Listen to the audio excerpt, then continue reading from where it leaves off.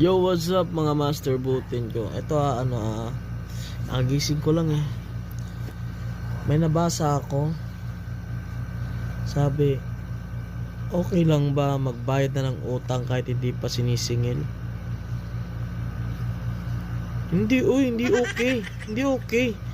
Napakalaking insulto nun sa taong inutangan mo. Tapos napakalaking insulto nun sa kultura natin dito sa Pilipinas. Kasi 'di ba pag singilan na dapat magalit pa yung yung may utang sa iyo.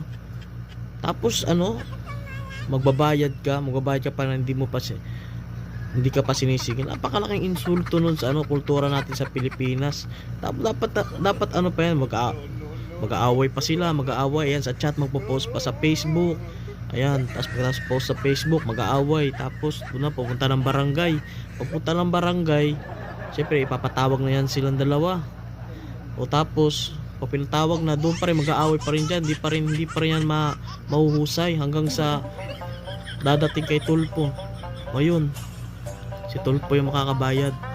Kaya itong yung sagot ko, insulto yan sa kultura natin sa Pilipinas, yung magbabayad ka na hindi ka pa sinisingil. Napakalaking insulto.